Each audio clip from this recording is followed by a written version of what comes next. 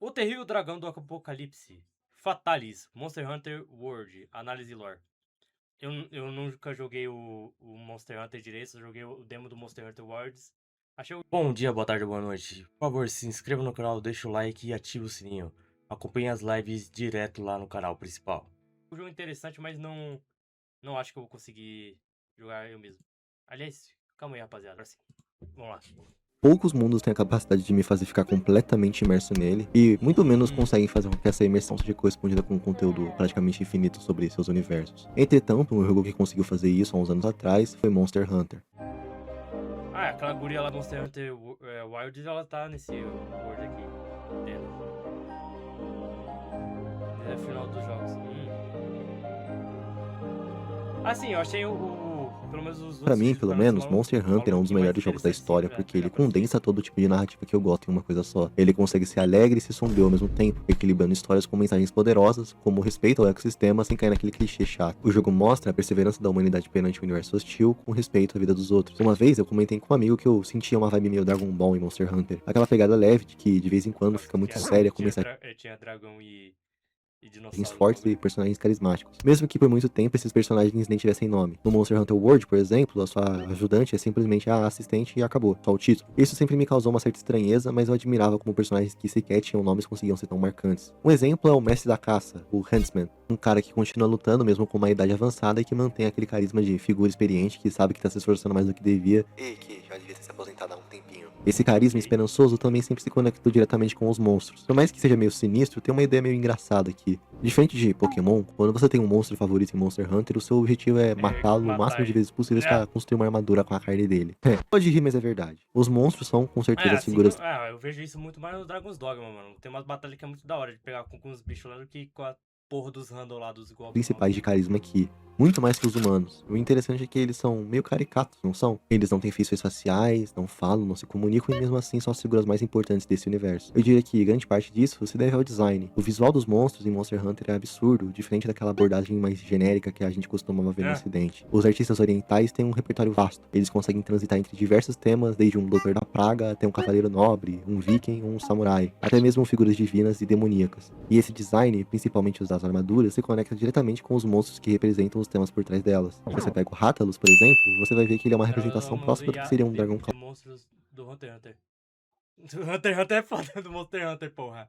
Do Monster Hunter. É, da Capcom também, né, clássico. mano? Entretanto, o design é adaptado para parecer que ele seria possível em um mundo mais realista. Logo, o visual das armaduras dele também se aproxima do que seriam os cavaleiros nesse mundo de fantasia, só que em vez de usar aquelas armaduras de metal nobre padrão, são peças adaptadas com a própria escama do dragão que eles caçam. Mas é bem Aliás, óbvio o que, mesmo que Monster esses Hunter monstros sigam lógicas de Wilds design usa diferentes, todos eles têm uma função intrínseca em seu cerne. a Todos engine, eles têm né? um conceito que deve ser respeitado, não importa a intenção do design. Todos eles precisam respeitar o ecossistema. Em Monster Hunter, o ecossistema é tratado de maneira quase religiosa. É algo sagrado que nunca deve ser ameaçado, não importa o que aconteça, e que, exatamente por isso, existem os caçadores. Eles não são só humanos que saem por aí caçando por diversão ou por simples defesa. Eles existem especificamente para proteger e preservar o ecossistema. Uhum. Se um monstro começa a caçar demais e desequilibra a região, ele é caçado para manter a ordem. E o negócio é tão sério que até mesmo outros caçadores que se tornam ameaças ao ambiente recebem uma visitinha de caçadores da guilda, os cavaleiros de elite. Ou seja, não importa o que Então aconteça nesse você universo, o pode passar ecossistema do tem que limite sobreviver. o Não caçador importa o nível mais da dele. ameaça, o caçador deve caçar. Seja um monstro que começou a causar mais confusão do que deveria, ou até mesmo um dragão ancião. Como eu disse e repito, não importa o nível do monstro, um caçador é um caçador e uma presa é uma presa. Entretanto, dá pra notar que mesmo que a maioria siga uma função certinha no ecossistema, existem aqueles que se desviam totalmente do caminho comum. A biologia em Monster Hunter funciona muito como a nossa. Ela categoriza o monstro em diversos grupos. A gente tem os Dracos alados, os Neopotreons, os Temnocerans, as Serpes aladas, Serpes piscinos, os Carapaceons, passando pelos anfíbios, as feras com presas, os Leviatãs, as Serpes serpente, Serpes brutos, Serpes de presas e, é claro, os Dragões anciões. E você deve ter percebido que todos os exemplos que eu dei até agora tinham uma função muito clara no nome. Mas o tal do Dragão Ancião, o que é isso? Nesse universo, um dragão ancião é basicamente um monstro com capacidade cognitiva. Pois é, monstros com consciência. Eles sabem o que são os humanos e têm total noção do mundo ao redor deles e de sua função no ecossistema. Da hora, Um dos dragões anciões mais finalmente. famosos é, com certeza, o Teostra. Assim, eu achei os outros temas dos vídeos. Eu até tinha pegado um vídeo aqui desse galo aqui pra assistir depois, mas beleza, vamos ver aqui. Essa loira do Monster Hunter 4. Ele é um dos mais icônicos da série, basicamente um leão alado que solta fogo. Cara, um dia eu Teosta vou jogar algum Monster Hunter. Acho que eu vou pegar o Wilds mesmo pra jogar. representa a função primordial dessa classe. Diferente das outras serpes e E, monstros obviamente, eu comuns, vou os jogar dragões no anciões têm um PS5, papel muito porque, específico. pelo amor de Deus. Eles são agentes de mudança no meio ambiente. Eles são a prova de que a evolução do ecossistema é constante. Eles conseguem criar cenários e habitats diferentes ao longo do tempo. Teosta, por exemplo, adapta o ambiente para se tornar algo vulcânico, que combina perfeitamente com o seu tema de Imperador do Fogo. Outra função, obviamente, é ser um super predador. E quando eu falo sobre isso, sobre a cadeia alimentar, não é ser sobre um dos mais fortes.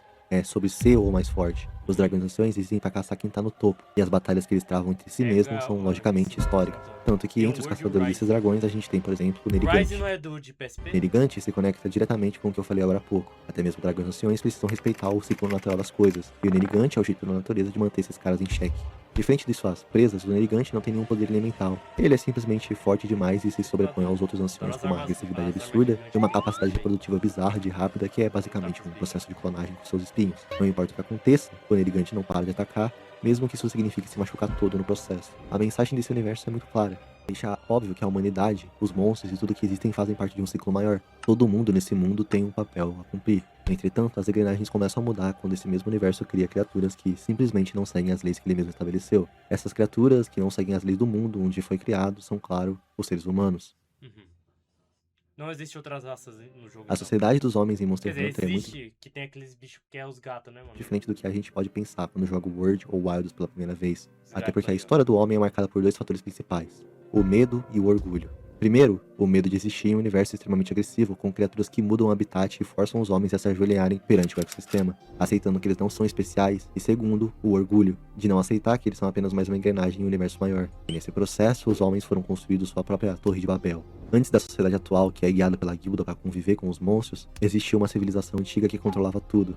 Essa galera viveu centenas ou talvez milhares de anos antes de conhecermos o que é hoje. Eles eram uma sociedade megalomaníaca que caçava monstros usando armas extremamente avançadas. Uma das suas construções mais audaciosas foi a torre. Hoje, essa estrutura aparece no Monster Hunter 2 pela primeira vez, que tá completamente em ruínas. Mas um dia, ela foi erguida usando o corpo e escamas de centenas de Kushala da hora. Presta atenção no que eu falei. Escamas de dragões anciões. Isso significa que eles provavelmente causaram um genocídio dessas criaturas. Guarda essa informação porque ela é fundamental. O homem quebrou o fluxo natural das coisas e causou um tumulto sem precedentes no ecossistema. Esse caos logo se transformou em guerra. A grande guerra antiga entre a humanidade e os dragões anciões. Esse conflito devastou os dois lados e deu origem a um conceito bizarro: a Equal Dragon Weapon, uma arma biológica capaz de lutar contra os dragões de igual para igual, uma criatura que um dia seria conhecida como Zoshia. Muito criativo. Então, o ecossistema e a natureza se viram em um beco sem saída. Como é que você lida com os humanos? Como é que você equilibra o mundo se uma sociedade se desenvolveu ao ponto de criar armas que nenhum predador consegue abater? Como combater alguém que simplesmente parou de seguir as regras do universo? Alguém que saiu da cadeia alimentar e não está mais disposto a contribuir com o ciclo natural? A resposta é, infelizmente, muito simples. Você cria algo pior.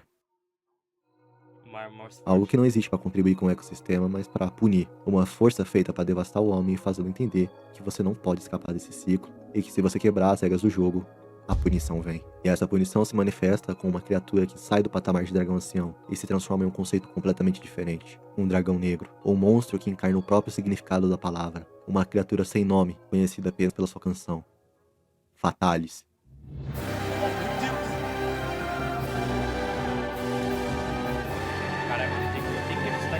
Por que eu não fui ontem ajustar essa bolsa? O Fatalis não é simplesmente um monstro, e não é só mais um dragão.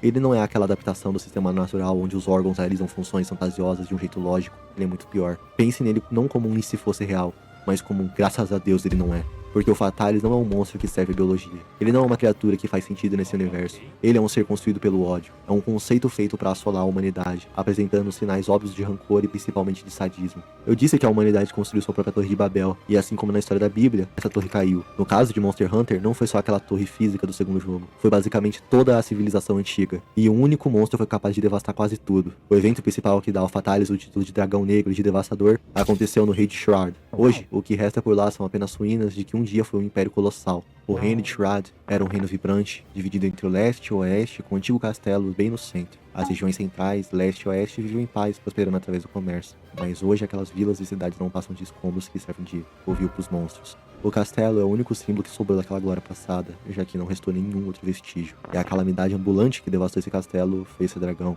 O sopro de fogo do Fatalis é algo tão quente que derrete metal quase instantaneamente. É uma temperatura que poderia ser comparada à superfície do Sol. E não é só um sopro concentrado, ele consegue fazer com que esse calor afete o reino inteiro. Imagina um dragão negro voando e cuspindo um fogo desse sobre um castelo. É um tipo de devastação bíblica. É algo que só um verdadeiro desastre natural seria capaz de realizar. E o pior de tudo é que tudo isso foi em uma única noite. Fatalis devastou um reino inteiro sozinho em uma única noite. Centenas, talvez milhares de pessoas morreram, arquivos foram perdidos para sempre e a história foi apagada. Se não fosse pelas ruínas desse castelo, talvez a humanidade tivesse esquecido que esse reino um dia tão glorioso sequer existiu.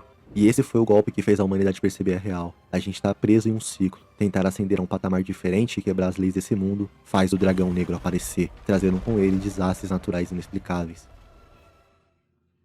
Hoje, a humanidade vive sob a proteção da Guilda de Caçadores. A Guilda é basicamente uma junção militar e bióloga. Ela consiste em biólogos e soldados de elite que lutam para manter o ecossistema acima de tudo, e isso inclui até o combate contra humanos. A série de jogos nunca retratou Eles comem os monstros assim? Eles comem os monstros ou eles só, tipo, só pegam as escamas e as presas dos bichos pra fazer arma? Porque eu não imagino que tenha muito bicho normal assim que os bichos lá não rapa do mapa, assim. Combate humano contra humano no gameplay, mas nos relatos de história isso é levado muito a sério. Existem, por exemplo, como eu mencionei mais cedo, os caçadores de caçadores. Soldados de alta capacidade que servem para dar um cheque naqueles que começam a caçar demais e sem motivo. Além disso, a guilda é responsável por neutralizar ameaças biológicas extremas, como o vírus Frenes do Gore Magala. A sociedade de caçadores é muito bem arquitetada e cheia de burocracias, principalmente quando o assunto é caçado. Dentro desse universo, você não simplesmente sai por aí matando monstros. Você precisa de autorização direta da guilda. A gente vê isso claramente com a Alma, a nossa assistente de Monster Hunter Wilds, que está constantemente falando em nome da guilda e pedindo autorizações para caçar. Só que o Fatalis não simplesmente deixou de existir depois que puniu a humanidade. A realidade é muito pior. Não sei se come, provavelmente. Não, pô. Ele começou a aparecer vaca, uns búfalos gigantes assim que conseguem andar de boa lá no mundo com os bichos gigantes. De vez em quando, sempre acompanhando de desastre. Pô, lá no Dragon's Dogma 2, do nada você tá passando no mapa, você vê um búfalo, vai lá um grifo, cata o bicho e some com ele voando. Naturais. O Fatalis causa calamidade por onde passa e isso, é claro, uma hora ou outra iria atrair a atenção da guilda. Afinal, ele não é só uma ameaça ao ecossistema, ele é uma ameaça à própria humanidade. E é aí que entram os relatos de caçadores contra o Fatalis. E sinceramente, a coisa fica extremamente bizarra. Diferente de qualquer outro monstro, o Fatalis não tem só instinto ou estratégias de luta, ele é sádico. Ele consegue liberar uma nuvem de poeira inflamável e explodir tudo ao redor, parecido com o que o Teostra faz. O corpo dele irradia um calor tão absurdo que derrete metal em contato. E ele usa isso para prender os inimigos e queimá-los eles vivos. E sim, eu tô falando no sentido mais grotesco possível. Existem relatos de que o Fatalis não só derrete os caçadores dentro das suas próprias armaduras, como ele enxerta esse metal derretido com o corpo do caçador do próprio peito. Um bagulho que é ludonarrativa. É dissonância ludonarrativa. É mostrado um bagulho na gameplay, mas na lore é outra coisa. Ele faz isso para que o seu couro fique cada vez mais resistente, carregando os restos deformados de quem tentou desafiá-lo como se fosse um troféu de guerra. Mas o pior de tudo é saber que o Fatalis não morre. E é isso mesmo, ele é imortal. Você pode causar o dano que você quiser. Ele até pode cair morto no chão, mas ele sempre volta. Fatalis é uma constante. Ele é rancor encarnado e rancor não morre. Ele fica ali, guardado, fermentando o ódio até o momento de explodir em fúria de novo. E é isso que define Fatalis e suas aparições. E quando eu digo que ele não morre é porque o fator regenerativo dele é bizarro. É algo que rivaliza com personagens como Deadpool ou Wolverine. Ele consegue regenerar membros inteiros em pouquíssimo tempo e provavelmente é capaz até mesmo de se clonar de alguma forma. Para você ter uma ideia, existe uma espada gigante chamada de Black Blade e fica escondida nas cavernas da Vila Pock, lá de Monster Hunter Freedom 2. Já foi notado que essa lâmina se regenera sozinha depois que caçadores mineram materiais de Fatalis dela. Ou seja, mesmo transformada em uma arma, a essência e o seu ódio continuam se recuperando. Fatalis se recusa a deixar de existir. E sim, eu sei exatamente o que você que é fã deve estar pensando agora e é exatamente disso que eu vou falar. A armadura do Fatalis. Se uma arma feita com as escamas dele já demonstra sinais de regeneração, imagina o que uma armadura completa pode fazer. Esse é um dos maiores elementos de horror desse mundo, porque existe uma teoria bizarra sobre quem usa o set do Fatalis. As pouquíssimas vezes que Fatalis é derrotado por um grupo de caçadores, dizem que todos esses guerreiros somem em algum momento. Eles simplesmente desaparecem. Alguns começam a ficar paranoicos, outros dizem que a armadura fala com eles se tornam mais violentos, mais perigosos. E a coisa, ela só piora. A armadura que antes era só usada em combate vira uma roupa do dia a dia, como se fosse uma segunda pele. Aos poucos eles param até mesmo de tirar o elmo, e quando finalmente somem de vez, a teoria é uma só. A armadura os engoliu, o rancor prevaleceu e Fatalis retornou. E presta atenção no que eu falei, eu não disse um Fatalis, eu disse Fatalis. Ele é uma ideia. O Fatalis não é um monstro comum, não é uma espécie, ele é um conceito. E eu sei que você que é fã deve estar pensando, pô, mas e o Fatalis carmesim e o Fatalis branco, eles não são subespécies? A resposta é surpreendente, porque é não. A gente tem que entender que os desenvolvedores não têm a intenção de explicar os dragões negros. Eles não são criaturas do Não se importa. sistema. São entidades místicas que aparecem com objetivos próprios. Como eu disse, Fatalis é uma força que açoita a humanidade para ela ter tentado quebrar um ciclo natural. Por isso ele não é uma espécie. O que existem são variações, que não vêm de uma linha evolutiva, mas funcionam quase como interpretações diferentes desse conceito. O Fatalis carmesim, por exemplo, é Fatalis que foi repelido por um grupo de humanos e passou eras se recuperando em uma zona vulcânica. Ele é basicamente uma versão berserker do original. O ódio dele é tão absurdo que ele para de focar só na humanidade e começa a matar qualquer coisa que A armadura abandonam o jogo, último desafio, e sempre é o mais forte do jogo. Meu Deus, cara. cruza o seu caminho sem hesitar, incluindo outros monstros. Se o Fatalis normal representa o rancor, o carmesim representa a fúria, uma fúria que não acaba. Uma curiosidade é que ele utiliza um elemento especial que só ele possui, o demônio carmesim. É um tipo de dano exclusivo composto por 150% de dano de fogo e 50% de dano de dragão. O diferencial visual óbvio é a cor, que vem de todas as gerações que ele passou naquele vulcão. Outro detalhe na fisiologia é um de seus chifres que parece ter sido quebrado ou deformado, provavelmente uma cicatriz de uma batalha. Além disso, diferente do Fatalis normal que só usa o próprio fogo, o carmesim consegue invocar meteoros, e que dá a ele um ar muito mais místico do que sua contraparte. E falando em místico, é claro que a gente tem que falar da sua contraparte mais especial, o Fatalis branco. Recentemente, ele foi renomeado para Fatalis Ancião, em uma atualização de 2024 durante a pesquisa de popularidade oficial da franquia. Ele é considerado o monstro mais forte de todos, o apogeu de tudo que a natureza foi capaz de produzir. Dizem até que ele é o ancestral de todos os dragões. No design, eu diria que existe uma ideia bem clara. Enquanto o carmesim é o diabo, o branco é uma divindade, o imperador. A ideia de criar essa versão branca foi parcialmente inspirada nas cobras brancas de Waikuni, um fenômeno real no Japão, onde cobras têm uma chance altíssima de nascerem albinas, tornando-se símbolos de uma divindade e boa sorte. Segundo Yuya Tokuda, o diretor de Monster Hunter World, esse caso de um animal comum ser visto como divino apenas por ter o corpo branco influenciou a decisão de tornar o Fatalis ancião assim, e ele é completamente diferente das suas outras versões, tanto na aparência quanto no jeito que aparece. Enquanto Fatalis normal e carmesim surgem para açoitar a humanidade de tempos em tempos, o branco aparece somente em eclipses, quando o sol e a lua se encontram. Isso dá uma sensação óbvia de que ele é uma criatura de outra dimensão, ou alguém que está realmente descendo do céu para a Terra. Diferente das outras contrapartes, o Fatalis Ancião utiliza apenas raios que ele convoca do céu, e esses raios são imbuídos com um elemento exclusivo, o chamado Rugido do Imperador, que combina 150% de dano de raio com 50% de dano de dragão. Indo por esse caminho mais narrativo, a gente entende que Fatalis normal é a criatura da penitência. Ele é o ser que ativamente pune a humanidade para avançar demais e esquecer o ciclo natural das coisas. Já o Fatalis carmesim, motivado por aquela fúria cega, funciona muito mais como executor, mas o Fatalis branco se diferencia de todos porque ele tá além do próprio ciclo de monstros. Para mim, ele é algo que saiu do ciclo mortal. O Fatalis branco representa uma espécie de julgamento divino. Ele aparece como uma divindade vinda do céu e julgamento é o tema perfeito para ele. Ele não tá ali porque tá bravo ou com raiva, essas são emoções mortais, humanas demais para ele. O Fatalis Ancião se apresenta como um juiz supremo. O Eclipse é seu tribunal e o seu raio é uma sentença. Nesse sentido, a gente pode dizer que esses três formam uma tríade fascinante. Fatalis normal é o julgamento perante os mortais. Ele é o espelho da humanidade. Ele possui o mesmo sadismo e o mesmo ódio da civilização ancestral que ele destruiu. Por isso, a sua penitência é a destruição. Ele pune os humanos sendo tão cruel quanto eles. Ele está ali no meio, quase como uma alusão ao que o homem pode se tornar. Já o Fatalis carmesim é a descida ao abismo. Ele é o diabo, um agente do ódio cego e indiferente. Ele não quer saber quem é inocente ou o culpado. Ele simplesmente açoita tudo e todos no seu caminho. É a fúria em estado puro, sem filtros e sem motivação, sem moralidade. E acima de todos, o Fatalis branco, a divindade. Ele julga tudo igualmente. E o que dá um ar de justiça a ele é que, diferente das suas outras versões, não existem relatos dele atacando cidades ou dizimando populações sem motivo. Ele não sai ativamente para destruir a humanidade, ele apenas existe. Mas, se for provocado, o céu se fecha e o eclipse acontece. E a sua sentença cai sobre a terra em formato de um raio carmesim.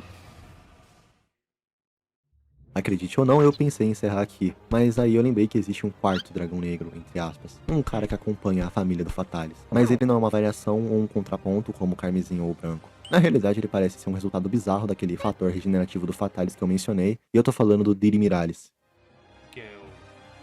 Pensa no Miralis como um primo mais do que um irmão ou um espelho. Ele é um dragão ancião colossal e semi-aquático. A estrutura do seu corpo lembra muito a do Fatalis. Pescoço longo, cauda imensa e pernas curtas, mas o corpo dele é preenchido por uma substância parecida com magma, que se acumula no peito, nos ombros e na base da cauda. Nas costas, ele tem um par de apêndices que parecem asas, mas que não servem para voar. Essas asas funcionam como um canhão que cospe em bolas de magma, tanto para se defender quanto para expelir o excesso de calor do corpo. Assim como seus parentes, o Dari Miralis é extremamente agressivo e territorial. Ele causa destruição passiva por onde passa, mas também é conhecido por afundar ilhas inteiras sem motivo nenhum. De acordo com a descrição oficial de Monster Hunter 3 Ultimate, existem lendas que consideram esse dragão um demônio, destinado a destruir o mundo, enquanto outros afirmam que esse foi o gigante responsável pela criação dele. E por mais que ele pareça uma versão dragão europeu dos Oromaguidaros, não existem nenhum indício de que os dois tenham uma ligação real, além do tema de serem vulcões vivos. Em conclusão, Fatalis entra naquele arquétipo de exceção a uma regra. Ele é basicamente um conceito que ultrapassa a própria biologia, não por vontade, mas por necessidade de impedir que a humanidade destrua por completo o ecossistema que ele habita. Fatalis é o motivo pelo qual a guilda de caçadores precisa cuidar ativamente não só dos monstros, mas também dos próprios humanos. É para impedir que os eventos da civilização antiga e da Grande Guerra Antiga aconteçam novamente, porque se isso acontecer, eu tenho certeza que Fatalis não vai ser tão piedoso a ponto de parar em um reino só. Ele vai avançar cada vez mais, e quando isso acontecer, que Deus nos ajude. Afinal, ele é o único monstro com maldade no coração, com malícia real, o único que sente prazer em derrotar os humanos e derretê-los até se tornarem parte do seu próprio corpo. Mas, pior do que ser juiz e executor, Fatalis é um lembrete constante de que a natureza é invencível. Você pode tentar avançar o quanto quiser, mas no momento que começa a destruir a Terra, você é lembrado de que também faz parte dela. Destruir o planeta é destruir a própria humanidade. Entretanto, eu não enxergo o Fatalis como uma figura 100% justa. Ceifar a vida de um reino inteiro com certeza fez com que milhares de inocentes morressem. E é nesse momento que o papel do caçador ganha um novo propósito. Ele é a força que regula não só a humanidade, mas também os monstros. Uma via de mão dupla. Se Fatalis é um lembrete à humanidade, o seu caçador é um lembrete aos monstros. Porque você existe para lembrar o Fatalis que, mesmo sendo minúsculo perante um dragão negro, um caçador é um caçador e uma presa é uma presa. É isso aí. Se tem vida, dá pra matar. Ou pelo menos deixar ele fudido.